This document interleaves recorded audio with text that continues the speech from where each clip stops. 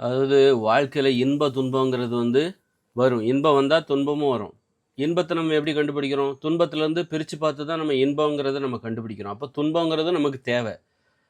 அ அப்பதான் நம்மளால இன்பங்கிறது எதுன்னு நம்மளால அடையாளப்படுத்த முடியும். அத தேடி போ முடியும். அப்படிங்கும்போது உணவுல எது நம்ம பெரிய இன்பத்துக்கு ஆசைப்பட்டோம்னு வச்சுக்கோங்களேன், பெரிய துன்பம் நம்மை அடையும். தாங்க முடியாத துன்பம் நமக்கு பெரிய இன்பங்கிறது உணவுல எது பெரிய இன்பத்தை தரக்கூடியது அப்படின்னா, இந்த அரிசி, கேழ்வரகு, கோதுமை இதெல்லாம் பெரிய இன்பத்தை தரக்கூடியது. இதோட சுவையெல்லாம் ரொம்ப பெரிய இன்பமா இருக்கும். இதோட சுவையெல்லாம். அரிசி, கோதுமை, மாமிசம், மீனு, முட்டை, தயிர், மோர், பால், வெண்ணெய், நெய்யி, தேன் இதெல்லாம் பெரிய இன்பத்தை தரக்கூடியது. இத சாப்பிட்டீங்கன்னா, உங்களுக்கு பெரிய துன்பம் வரும். பெரிய துன்பங்கிறது எது?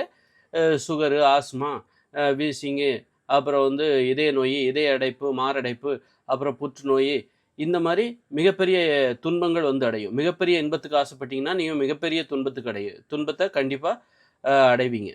அப்படின்னா, நம்ம என்ன துன்பமே இல்லாத ஒரு வாழ்க்கை வாழ முடியாது. மிகப்பெரிய துன்பத்த நம்ம எளிமையான குறைவான துன்பமா மாத்தலாம். எளிமையான துன்பமாக மாற்றலாம்.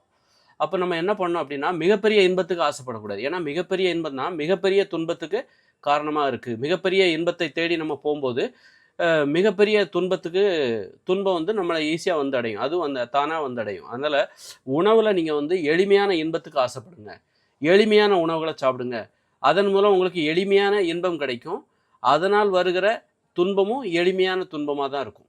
இப்போ அதான் நீங்க மாமிசம்லாம் சாப்பிட்டீங்கன்னா, அரிசி, கேழ்வரகு, சோறு, பூரி, பொங்கல், தோசை, பேக்கரி உணவு, பரோட்டா இந்த மாரி சாப்பிட்டீங்கன்னு வச்சுக்கங்க, உங்களுக்கு சுகருங்கிற மிகப்பெரிய அது அதெல்லாம் சாப்பிட்டீங்கன்னா, உங்களுக்கு மிகப்பெரிய இன்பமா தான் இருக்கும். இட்லி சாப்பிடுறது, பிரியாணி சாப்பிடுறது மிகப்பெரிய இன்பமா தான் இருக்கும். அதனால ஏற்படுற துன்பம் தான் இந்த சுகர் என்கிற துன்பம். மிகப்பெரிய துன்பம். அப்போ இத நம்ம சரி பண்ணணும்னா நாமளே பண்ண முடியாது. அதுக்கு தான் நம்ம மருத்துவர்ட்ட போறோம். இன்னொருத்தர தேடி போறோம். என்னால முடியாது, இது என்னால முடியாது அப்படின்னு சொல்லிட்டு நம்ம மருத்துவர தேடி போறோம். அப்ப அந்த வகையில நம்ம உணவ நம்ம எளிமைப்படுத்துவதன் மூலமா, எளிமையான உணவுகளை சாப்பிடுவதன் மூலம், அதுலருந்து நமக்கு எளிமையான இன்பம் கிடைக்குது. அதுல கிடைக்கிற துன்பம் என்னது? துன்பமே இல்லாம இருக்காது கண்டிப்பா. ஏதாவது சின்ன சின்ன பிரச்சனைகள் வரும். தலைவலி வரலாம். எப்பவாவது ஒரு வாட்டி தலைவலிய கூட நீங்க சோறு, பூரி, பொங்கல், தோசையெல்லாம் சாப்பிடும்போது, தலைவலி உங்களுக்கு அடிக்கடி வர ஆரம்பிச்சுரும். இத சாப்பிட்டீங்கன்னா, இந்த தலைவலிங்கிற துன்பமே வராது. நான் சொல்ற இந்த காய்கறிகள், பழங்கள், கீரைகள், கிழங்குகள், பயிர்கள், பருப்பு வகைகள், கடலைகள், காளான், இலைத்தழைகள் இத மட்டுமே சாப்பிட்டீங்கன்னா, இதில நீங்க காய்கறிகளோட உப்பு கூட சேர்த்துக்கோங்க. ஆனா, இதனால ஏற்படுற துன்பம் இருக்குல்ல, உங்களுக்கு தலைவலி வரவே வராது. சில துன்பங்கள் வரவே வராது. அது மாரி சரி அப்போ ஏதாவது மலச்சிக்கல் இருக்குது அப்படின்னா, அதுக்கு தான் அந்த துன்பத்த நாமே சரி பண்ணிக்கலாம். எது? இந்த வெந்தயம், ஓமம், சீரகம் இத வறுத்து பொடி பண்ணி டெய்லி காலையில சுடுதண்ணில கலக்கி, 1 ஸ்பூன் கலக்கி காலையில குடிச்சிடணும். சாயந்தரமும் சுடுதண்ணில கலக்கி 1 ஸ்பூன் நைட்டு தூங்க போகும்போது சாப்பிட்றணும்.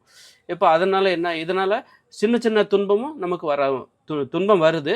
அத நம்ம முன்கூட்டியே இந்த மாரியே மருந்துகளின் உதவியால நம்ம சரி பண்ணிக்கலாம். அப்போ உணவுகள்ல நீங்க மிகப்பெரிய இன்பத்துக்கு ஆசைப்படாதீங்க. மிகப்பெரிய இன்பத்தை தருகிற உணவுகள சாப்பிட்டீங்கன்னா, மிகப்பெரிய துன்பம் வர்றதுக்கு அத தாங்கிக்கிறதுக்கு உங்களுக்கு உங்களுக்கு முடியுமா? சிலர் சுகர் வந்தாலும் அதோட வாழ்ந்துருவாங்க. அப்படின்னா தாங்க முடியுது. அவங்களால அத தாங்க முடியுது. என்னால தாங்க முடியாதுப்பா அப்படின்னு நினைக்கிறவங்க உணவ மாத்திருங்க. அ ஆஸ்மா பேஷண்ட் இது எல்லாம் ஆஸ்மாவோட இருப்பாங்க. புற்றுநோய் ஆனா அவங்க வேலையெல்லாம் செஞ்சுட்டு இருப்பாங்க.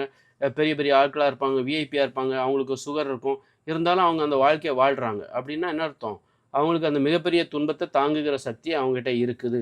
அதனால அவங்க மிகப்பெரிய இன்பத்தை தருகிற உணவுகளை சாப்பிடுகிறார்கள். அதனால் ஏற்படுகிற மிகப்பெரிய துன்பமான சுகர் அந்த மாதிரியான நோய்கள்லாம் வரும்போது, அதுக்காக ஒரு மருத்துவர்ட்ட போய் அவங்ககிட்ட பணத்த குடுத்து அதுலேருந்து குணப்படுத்த முடியலனாலும், அதோட அவங்க வாழ்ந்துடுறாங்க. அப்போ நீங்க எளிமையான உணவுகள சாப்பிட்டீங்கன்னா, எளிமையான துன்பம் தான் உங்களுக்கு வரும்.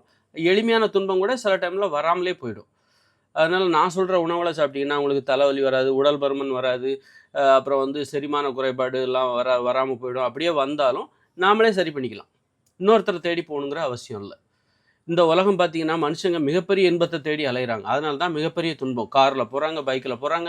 அதனால பாருங்க வாகனங்கள்ல போறாங்க, ஃப்ளைட்ல போறாங்க. அகமதாபாத்ல இன்னைக்கு ஒரு ஆக்சிடென்ட் நடந்து 274 பேர் இறந்து போயிட்டாங்க. அப்போ மிகப்பெரிய இன்பத்துக்கு ஆசைப்பட்டாங்க. ஃப்ளைட்ல போணும் அப்படின்னு ஆசைப்பட்டாங்க. அப்புறம் வாகனங்கள்ல போணும்னு ஆசைப்பட்டதுனால வருஷத்துக்கு 10,00,000 பேர் சாவுறாங்க. அப்போ மனுஷங்க மிகப்பெரிய இன்பத்துக்கு ஆசைப்படாம நடந்து போங்க. அது எளிமையான இன்பத்தை தரக்கூடியது. நடப்பதே ஒரு இன்பம். அது எளிமையான இன்பத்தை தரக்கூடியது. அந்த மாதிரி நடக்கிற மாதிரியான வாழ்க்கை. அந்த வாகனங்களே வேண்டாம் நமக்கு. இந்த இந்த மிகப்பெரிய துன்பத்தை தருகிற இந்த மாமிச உணவுகளே நமக்கு வேண்டாம். இந்த இயந்திர அறிவியல் உலகம் என்பது மிகப்பெரிய இன்பத்தை தரக்கூடியது. இங்க இருக்கிற சினிமா அல்லது வந்து இந்த உலகத்த நம்ம பார்க்குறோம், அல்லது காஷ்மீருக்கு போறோம், அல்லது ஊட்டி, கொடைக்கானலுக்குலாம் போறோம், சுற்றுலா போறோம். இதெல்லாம் மிகப்பெரிய துன்பத்தை தரக்கூடியது. மிகப்பெரிய இன்பத்தையும் தரும். இதெல்லாம் மிகப்பெரிய இன்பத்தையும் தரும். அதே நேரத்தில மிகப்பெரிய துன்பத்தையும் இது தரும். அதனால வந்து ஒரு கான்கிரீட் கட்டடத்தில வசிக்கிறது, மாட மாளிகையில வசிக்கிறது, அ வ ஆடம்பரமா வாழணும்னு ஆசைப்படுறது, இதெல்லாம் மிகப்பெரிய இன்பத்தை தரக்கூடியது. அதனால நீங்க என்ன பண்ணுவீங்க, இந்த ஆடம்பரமான வாழ்க்கைய பராமரிக்கிறதுக்காக எப்ப பார்த்தாலும் பணம் பணம்னு ஓடிட்டு டென்ஷன் அலைஞ்சு நிம்மதி இல்லாம மிகப்பெரிய துன்பத்தை அடைவீர்கள். அதனால நீங்க என்ன பண்ணணும்னா, எளிமையான இன்பத்துக்கு ஆசைப்படணும். எல்லா விஷயத்திலுமே எளிமையான ஒரு இன்பத்துக்கு இந்த மனித இனம் ஆசைப்படும்போது, அவர்களுக்கு வருகிற துன்பமும் எளிமையான துன்பமாக இருக்கும். அதை வந்து இவர்களாகவே சரி செய்து கொள்ளலாம். மிகப்பெரிய துன்பங்கிறது மரணமாக கூட இருக்கலாம். நீங்க மிகப்பெரிய இன்பத்துக்கு ஆசைப்படும்போது, மிகப்பெரிய துன்பமாக மரணம் வரலாம், அழிவு வரலாம், ஆக்சிடென்ட்ல 10,00,000 பேர் சாகுறாங்களா, இதெல்லாம் தவிர்த்திடலாம். நம்ம எளிமையான இன்பத்துக்கு ஆசைப்படும்போது, இந்த மரணங்களை தவிர்த்து விடலாம். நம்ம இன்னைக்கு கான்கிரீட் கட்டடத்தில வசிக்கிறோம், ஆடம்பரமான வீடுகள்ல வசிக்கிறோம். அப்போ என்ன ஆகுது, ஒரு நில அதிர்வு ஏற்பட்டா கட்டடம்லாம் இடிஞ்சு விழுது. அப்புறம் வந்து இப்போ போர்கள் நடக்குது. நம்மலாம் இந்த இயந்திர அறிவியல் உலகங்கிறது மிகப்பெரிய இன்பத்தை தரக்கூடியதுன்னு சொல்லிட்டு, இந்த இயந்திர அறிவியல் உலகத்த உருவாக்குறதுக்காக நம்ம வந்து உழைச்சிக்கிட்டு இருக்கோம். பெரிய பிரிட்ஜ் எல்லாம் போடுறோம். ஒரு மலைக்கு இன்னொரு மலைக்கு நல்ல பிரிட்ஜ் எல்லாம் கட்டுறோம். இப்படியெல்லாம் கட்டி மிகப்பெரிய இன்பத்துக்கு ஆசைப்படுறனால தான் மனிதர்கள் மிகப்பெரிய துன்பங்களுக்கு காரணமா இருக்கு. அப்போ மனிதருடைய துன்பத்துக்கு காரணம் ஆசை தான் காரணம்னு புத்தர் சொன்னார்ல. அவருடைய காலங்கிறது எளிமையான காலம். அதனால அவர் வந்து இப்படிப்பட்ட உலகங்கிறது ஒரு பேராசை. பேராசை பெரிய துன்பங்களுக்கு காரணம். எளிமையான ஆசை எளிமையான துன்பங்களுக்கு காரணம். எளிமையான துன்பத்தை நாம சரி செய்து கூட முடியும். ஆனா மிகப்பெரிய இன்பத்துக்கு ஆசைப்படும்போது மிகப்பெரிய துன்பங்களை நம்மளால தாங்கிக்க முடியாது. தாங்கிக் கொள்ள முடியாத துன்பம் எது? மரணமா தான் இருக்கும். அப்ப இங்க நடக்கிற மரணங்கள், போர்கள் எல்லாமே மனிதர்கள் மிகப்பெரிய இன்பங்களுக்கு ஆசைப்படுறாங்க. அப்போ எளிமையான இன்பங்கிறது எதுவா இருக்க முடியும் அப்படின்னா, அதுக்கு நம்ம இயற்கையோட இணைஞ்சு ஒரு குடிசையில வாழ்றது, நடந்து போறது, வாகனங்களே நமக்கு வேண்டாம்பா, 2 கையெடுத்து கும்பிட்டுக்கிறேன், மின்சாரமே வேண்டாம், இயற்கையோட இணைஞ்சு குடும்பம், காதல், அன்பு, பாசம், விளையாட்டு, ஆடல், பாடல், விவசாயம், நமக்கு தேவையான உணவை நாமளே உற்பத்தி பண்ணுறது, வியாபாரம், விற்பனை, இதெல்லாம் நமக்கு தேவையில்லை. பணம்ங்கிறதே நமக்கு தேவையில்லை. நிலையா ஒரு இடத்துல வாழ்வோம். இந்த மாதிரி நாடோடித்தனமான வாழ்க்கைங்கிறது வேண்டவே வேண்டாம். அன்பு தானே, ஒரு அன்பு, பாசம், அதை நிலையா ஒரு இடத்துல இருந்தால் தான் அவனுக்கு வாழ முடியும். நாடோடித்தனமாக வாழும்போது தான் நம்ம குடும்பங்கள்லாம் பிரிஞ்சு போகுது. அப்போ குடும்பத்தை விட உறவுகளை விட இன்பத்தை தரக்கூடியது வேற எதுவாக இருக்க முடியும்? இதுதான் மிகப்பெரிய இன்பம். உண்மையிலே மிகப்பெரிய இன்பங்கிறது வந்து ஒரு உறவுகள் தான் மிகப்பெரிய இன்பமாக இருக்கும். அப்படின்னா அந்த மிகப்பெரிய இன்பத்துக்கு நீ உண்மையிலே ஆசைப்படுவதாக இருந்தால் நீ நிலையா ஒரு இடத்துல வாழணும். இதற்கு இணையான இன்பம் இது இயற்கையான இன்பம் எப்போவுமே இருக்கும். இது செயற்கையான இன்பங்கிறது நாடோடித்தனமான வாழ்க்கைங்கிறதுக்குள்ள இது செயற்கையானது, இது தற்காலிகமானது. இது மனிதர்களுக்கு வந்து போர் அடிக்க, அதனால தான் செட்டில் ஆகணும் அப்படின்னு சொல்கிறாங்களே. ஏன் செட்டில் ஆகணும்னு சொல்கிறாங்க? இந்த மாதிரி நாடோடித்தனமான வாழ்க்கையிலேருந்து மிகப்பெரிய துன்பத்தை தரக்கூடிய மிகப்பெரிய இன்பத்தை தேடி அலைஞ்சு நாடோடித்தனமாக வாழ்ந்து மிகப்பெரிய துன்பத்தை சம்பாதிப்பதிலிருந்து விடுபட்டு நான் ஒரு இடத்துல செட்டில் ஆகணும்னு ஏன் நினைக்கிறாங்க? அப்போது அதன் மூலம் வாழ்க்கை பாதுகாப்பாக மாறுது. அதனால் மிகப்பெரிய இன்பங்களுக்கு நம்ம ஆசைப்படக்கூடாது.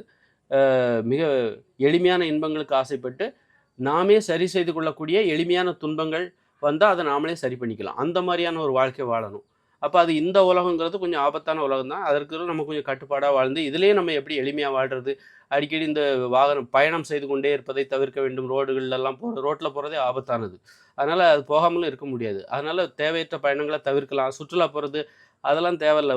நீங்கள் இருக்கிற பகுதிகளிலே, சுற்றி இருக்கிற பகுதிகளிலே போய் நடந்து போயிட்டு வாங்க. பாதுகாப்பாக வாழ கற்றுக்கோங்க. அதன் மூலம் உங்கள் வாழ்க்கை எளிமையாகுது. எளிமையான இன்பத்தை நீங்கள் பெறுவீர்கள். அதன் மூலம் உங்களுக்கு வருகிற துன்பமும் எளிமையான துன்பமாக தான் இருக்கும். அதை நீங்களே சரி பண்ணிக்கலாம். மிகப்பெரிய இன்பத்தை தருகிற உணவுகளுக்கு ஆசைப்படாதீங்க. மிகப்பெரிய இன்பத்தை தருகிற அரிசி, கேழ்வரகு, கோதுமை, மாமிசம், மீன், முட்டை, தயிர், மோர், பால், வெண்ணெய், நெய், தேன், இந்த உணவுகளுக்கெல்லாம் நீங்கள் சாப்பிடாதீங்க. இதை சாப்பிட்டீங்கன்னா உங்களுக்கு மிகப்பெரிய துன்பம் வரும். அந்த துன்பத்தை உங்களால் சரி பண்ண முடியாது.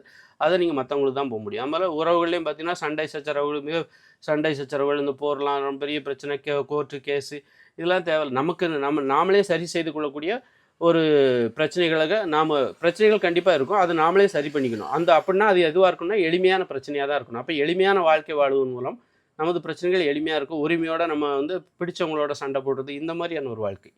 இதுதான் மனிதர்களுக்கு தீர்வு.